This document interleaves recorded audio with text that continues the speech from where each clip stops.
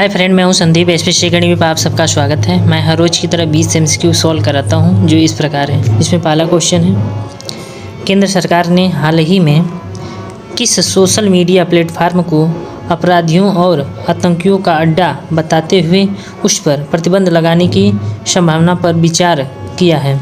ए WhatsApp, B जो है Telegram, see Instagram, D जो है सिग्नल। आंसर हो जाएगा बी यानी कि टेलीग्राम। आंसर हो जाएगा टेलीग्राम। मुख्य बिंदु देखते हैं। सरकार ने सुप्रीम कोर्ट को बताया है कि टेलीग्राम की संदेश छिपाने की प्रकृति पेपर लीक और आतंकवादी गतिविधियों में सहायक हो रही है, जिससे इस पर प्रतिबंध की मांग उठी है।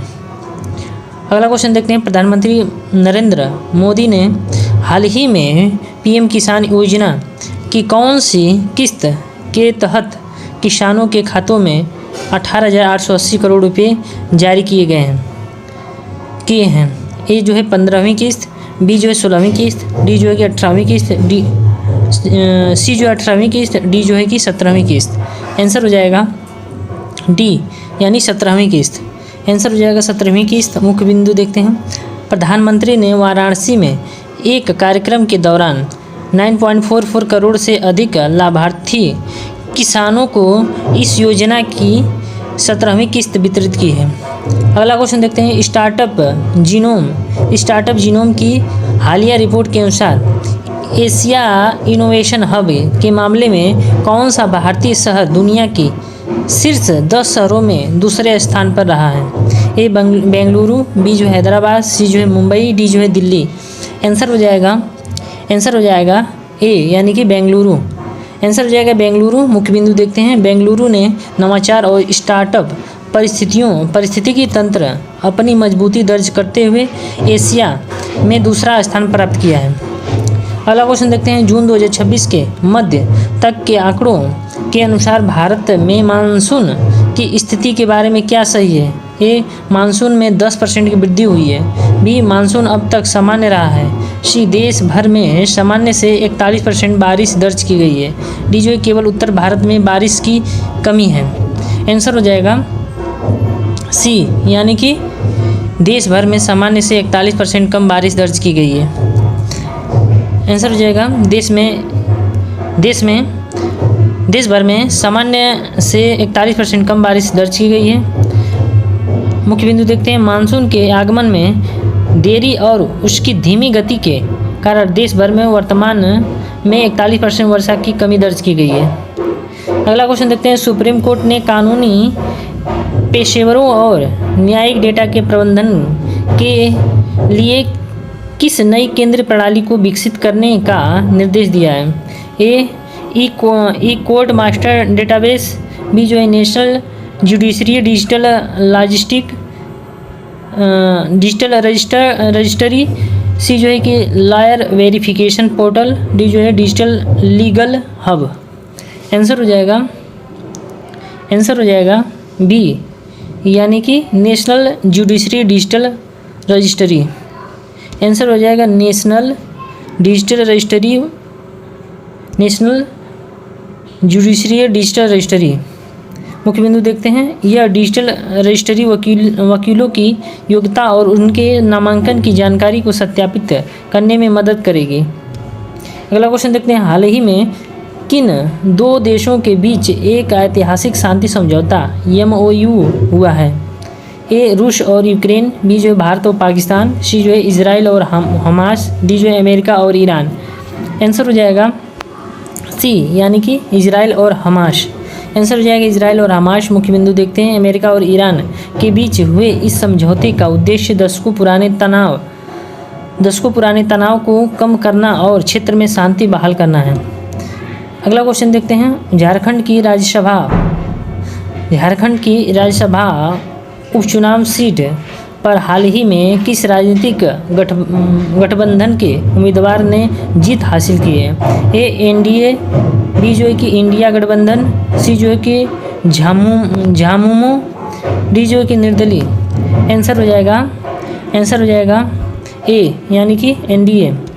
आंसर हो जाएगा NDA। मुख्य बिंदु देखते हैं। NDA समर्थित उम्मीदवार प्रदीप वर्मा ने झारखंड की रिक्त हुई राज्यसभा सीट पर जीत दर्ज की है। अगला क्वेश्चन देखते हैं, केंद्र सरकार द्वारा प्रस्तावित ग्रेट निकोबार मेगा प्रोजेक्ट की कुल अनुमानित लागत कितनी है? ए 55,000 करोड़ रुपये, बी जो 65,000 करोड़ रुपये, सी जो 72,000 करोड़ रुपये, डी जो 82,000 करोड़ रुपये। आंसर हो जाएगा सी यानी कि 72,000 करोड़ रुपये। आंसर हो जाएगा 72,000 करोड़ रुपये। मुख्य बिंदु देखते हैं, इस बृहद परियोजना में एक अंतर्राष्ट्रीय शिपमेंट टर्मिनल, एयरपोर्ट और एक हरित शहर का विकास शामिल है। अगला क्वेश्चन देखते हैं, नीट यूजी 2026 के कुल पंजीकृत उम्मीदवारों में से लगभग 34% केवल किस 3 राज्यों से संबंधित है? ए दिल्ली, पंजाब, हरियाणा, बी जो है कि उत्तर प्रदेश, महाराष्ट्र और राजस्थान, सी जो है कि बिहार, पश्चिम बंगाल और उड़ीसा, डी जो है तमिलनाडु, कर्नाटक और आंध्र प्रदेश। आंसर हो जाएगा बी यानी कि उत्तर प्रदेश, महाराष्ट्र और राजस्थान। आंसर जो है उत्तर प्रदेश, महाराष्ट्र और राजस्थान। मुख्य बिंदु देखते हैं, इन तीनों राज्यों से कुल 22.7 लाख उम्मीदवारों में से लगभग 7.7 लाख छात्र शामिल हैं। अगला क्वेश्चन देखते हैं, एनएससी को अपने आगामी आईपीओ से पहले किस चुनौती का सामना करना पड़ा है? ए विदेशी निवेशकों की कमी, बी जो है कि कम ट्रेडिंग से वॉल्यूम, सी जो है सरकारी स्वामित्व में बदलाव, डी जो है उच्च परिचालन लागत और नियामक शक्ति। आंसर हो जाएगा ए यानी कि विदेशी निवेशकों की कमी। आंसर हो जाएगा विदेशी निवेशकों की कमी। मुख्य बिंदु देखते हैं, एनएसई को सेबी की कड़ी शर्तों और बढ़ी हुई लागतों के बीच अपनी लिस्टिंग प्रक्रिया को आगे बढ़ाना पड़ रहा है। अगला क्वेश्चन देखते हैं, किस प्रमुख वैश्विक ब्यूटी कंपनी ने घोषणा की है कि भारत अब उसके शीर्ष 5 सबसे बड़े वैश्विक बाजारों में शामिल हो गया है? ए एल ओरियल, बी जो है कि लैक्मे, सी जो है कि रेवलॉन, डी जो है कि एस्टी लॉडर। आंसर हो जाएगा ए यानी कि एल ओरियल। आंसर हो जाएगा एल ओरियल। मुख्य बिंदु देखते हैं, भारत में कॉस्मेटिक की बढ़ती मांग के कारण एल ओरियल के लिए यह बाजार अब दुनिया के 5 सबसे महत्वपूर्ण देशों में से एक है। अगला क्वेश्चन देखते हैं, भारत और किस देश के बीच एफटीए पर बातचीत अंतिम चरण में है? ए फ्रांस, बी जो है संयुक्त अरब अमीरात, सी जो है यूनाइटेड किंगडम, डी जो है कनाडा। आंसर हो जाएगा सी यानी कि यूनाइटेड किंगडम। आंसर हो जाएगा यूनाइटेड किंगडम।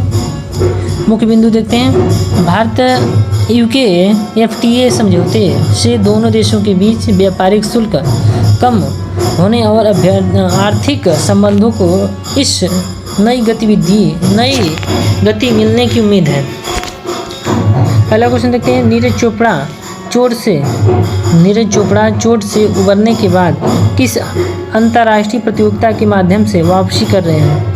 ए एशियाई खेल 2026, बी जो है कि पावन नुरमी खेल फिनलैंड, सी जो है डायमंड लीग लुसाने, डी जो है कि विश्व एथलीट मीट। आंसर हो जाएगा बी यानी कि पावन नुरमी खेल फिनलैंड। आंसर हो जाएगा पावन नुरमी खेल फिनलैंड। मुख्य बिंदु देखते हैं, नीरज चोपड़ा फिनलैंड में आयोजित होने वाले पाओ नुरमी गेम्स से वापसी करेंगे। अगला क्वेश्चन देखते हैं, फीफा विश्व कप क्वालिफायर के बाद किस 5 बार की विश्व चैंपियन टीम पर खतरा मंडरा रहा है? ए जर्मनी, बी इटली, सी जो है अर्जेंटीना, डी जो है ब्राज़ील। आंसर हो जाएगा डी यानी कि ब्राज़ील। आंसर हो जाएगा ब्राज़ील। मुख्य बिंदु देखते हैं, पैराग्वे के खिलाफ हार के कारण ब्राज़ील की टीम विश्व कप क्वालिफिकेशन के लिए संघर्ष कर रही है। अगला क्वेश्चन देखते हैं, किस राज्य सरकार ने राज्य को पूर्ण साक्षर राज्य घोषित करने का प्रस्ताव केंद्र को भेजने का निर्णय लिया है? ए उत्तर प्रदेश, बी केरल, सी जो है हिमाचल प्रदेश, डी जो है सिक्किम। आंसर हो जाएगा ए यानी उत्तराखंड। आंसर हो जाएगा उत्तराखंड। मुख्य बिंदु देखते हैं, उत्तराखंड कैबिनेट ने यह निर्णय लिया है क्योंकि राज्य की साक्षर दर 98.7% तक पहुंच गई है। अगला क्वेश्चन देखते हैं, कर्नाटक में किस नीति को लेकर हाल ही में उच्च न्यायालय में चुनौती दी गई है? ए नई शिक्षा नीति, बी स्थानीय भाषा अनिवार्य नीति, सी जो है 3 भाषा नीति, डी जो है आरक्षण कोटा विस्तार नीति। आंसर हो जाएगा आंसर हो जाएगा सी यानी कि 3 भाषा नीति। आंसर हो जाएगा 3 भाषा नीति। मुख्य बिंदु देखते हैं, यह मामला कर्नाटक सरकार द्वारा लागू की गई त्रिभाषा प्रणाली से संबंधित है। अगला क्वेश्चन देखते हैं, दिल्ली में ईवी के उपयोग को लेकर कौन सा नया रुझान सामने आया है? मुख्य परिवहन साधन, बी जो है कि दूसरी कारण, सी जो है कि बिक्री में 50% गिरावट, डी जो है बसों को हटाया गया। आंसर हो जाएगा बी यानी कि दूसरी कार। आंसर हो जाएगा दूसरी कार। मुख्य बिंदु देखते हैं, लोग ईवी को अपनी प्राथमिक कार के बजाय दूसरी कार के रूप में प्राथमिकता दे रहे हैं। अगला क्वेश्चन देखते हैं, केंद्र सरकार ने टेलीग्राम के खिलाफ किस तरह की कार्रवाई का संकेत दिया है?